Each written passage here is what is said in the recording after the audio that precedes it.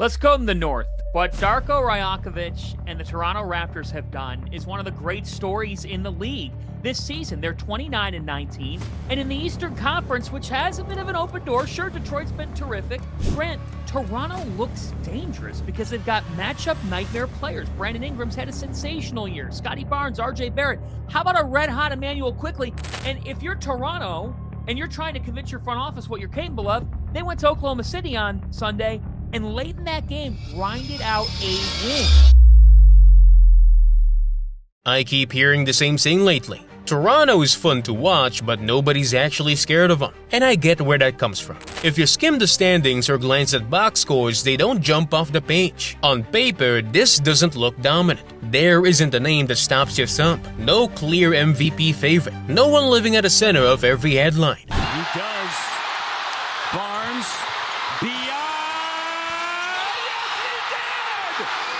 A team built around Scottie Barnes and Brandon Ingram doesn't overwhelm at first glance. Scottie flashes superstar potential one night, then misses finishes the next. He goes through stretches where everything lines up, followed by games where the timing feels off. Ingram still gets discussed like a finished product, like we already know his ceiling. Always a step below the top tier, always in the edge of the conversation. Basketball culture likes structure. It likes ranking, clean hierarchies, defined tiers, a top 5, then another group after it. Toronto doesn't fit cleanly into that system. They're harder to place, harder to sum up in one line, and teams like that usually fade into the background. I kept waiting for this group to slip all season. I expected it. A rough stretch, a drop on defense, a locker room issue, something that would make the record feel normal again. I assumed the offense would stall once teams adjusted. I figured the defense would soften. It never came. They keep winning. Some nights are sharp, some are slower.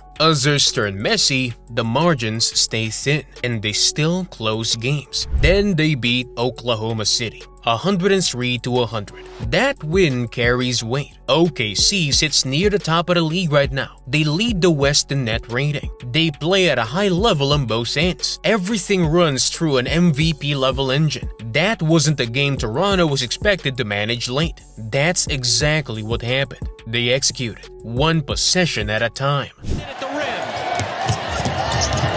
Barry, pretty deep, and the three is good. The final 4 minutes told the story. Good looks, timely switches, calm reads. The structure didn't bend when the pressure rose. Toronto is now 10 games over 500. That shifts the picture. Orlando sits 2 games over 500, which creates real separation in the standings. I didn't fully register how wide it was until I slowed down and looked closer. Toronto sits 4 games ahead overall. Yes, they've played more games. The loss column still matters most. Practically, it feels closer to 5 or 6. That's separation. Philadelphia always comes with the health question. You never know which version shows up. Cleveland gets the Donovan Mitchell boost. Orlando is the young team people want to believe in. Miami leans on reputation, regardless of the record. Toronto gets a pause. I'm not buying it. That's the reaction I hear most. And I understand it. I felt the same early on. Back then, it looked fragile. Like one injury or one bad stretch could tip the whole thing. The goal stays simple. Top 6. Avoid the play-in. Get a full series. That path is right there. The Raptors sit half a game ahead of New York. Win once against the Knicks and that becomes a 1.5 game cushion. In January, that space matters. Those games carry weight long before April. The schedule factors in too. Orlando, Philly, Cleveland, and Chicago still have to play each other. Losses are built into that run. Toronto doesn't need help. They just need to keep beating the teams in front of them. Basketball Reference projects a 5th place finish in the East, a 96.6% playoff chance. That number feels aggressive given how unstable the conference can be, but the direction checks out. This team isn't clinging to position, they're setting into it. Mamu, quickly for the win! Quick does it at the end! So the focus changes. If they get there, can they win a round? I used to say no right away. Now I hesitate. The offense isn't always fluid. Some possessions slow down. Reads arrive late. Spacing tightens. Postseason doesn't reward style. It favors clarity.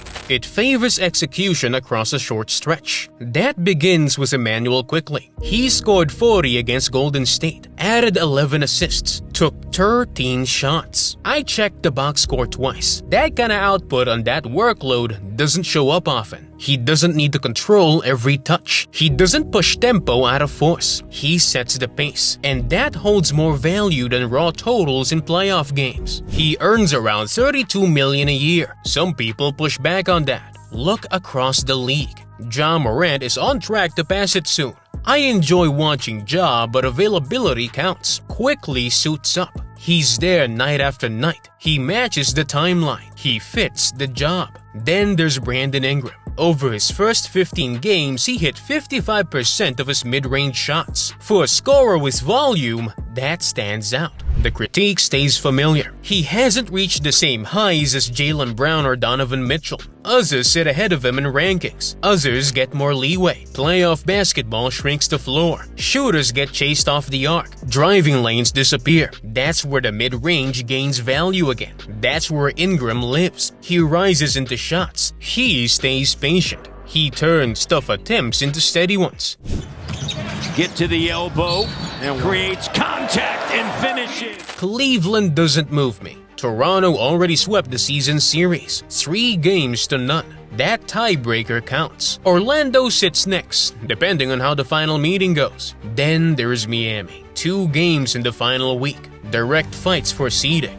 No cushion. Those nights will mirror playoff intensity. The trade deadline is getting closer. Toronto's name keeps coming up. I don't want rushed decisions. Garland's fit draws interest, but the injury history raises concern. Sabonis works as an offensive hub, but the defensive limit stays the same. Miles Turner is the name I keep coming back to. He's on a shorter long-term deal than Jakob Poeltl. He spaces the floor. He protects the rim. The cap flexibility matters. This isn't a splash move. It's a steadiness move.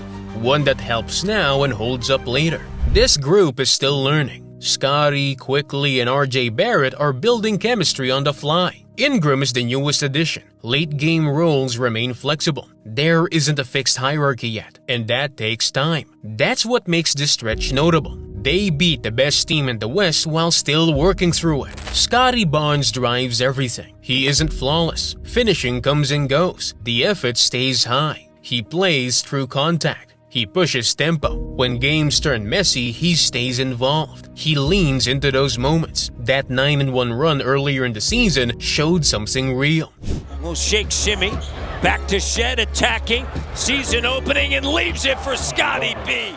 It showed how this team looks when the defense tightens, when rotation stays sharp, when effort holds steady. For a long stretch, I thought Toronto needed a reset. Big changes, a full overhaul, a clean break. Now, the smarter path feels quieter. Smaller moves, health, continuity, locking in the 6th seed. The play-in brings chaos. One cold shooting night ends it, a 7-game series asks more.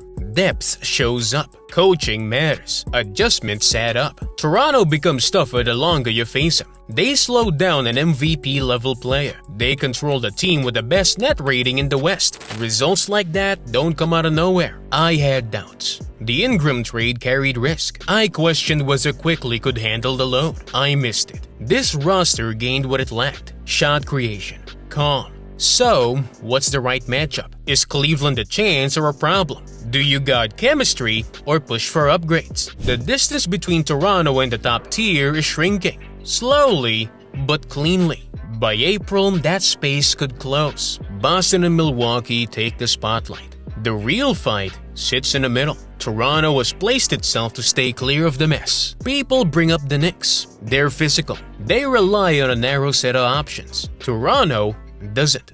Ties a career high for rebounds in a quarter. RJ the no-look. Scottie, RJ! 4 or 5 players can steer a game on any night. That complicates preparation. The defense is trending back too. During that 9-1 run, they ranked top 5. Rotations stayed tight. Closeouts stayed sharp. That showed late against OKC. I questioned this group. I don't now. I trust the wins. I trust the progress. And I trust that 103-100 game as a marker. By season's end, this could be the team no one wants to see. Versatile, deep, steady. The shrug fades. Toronto holds weight.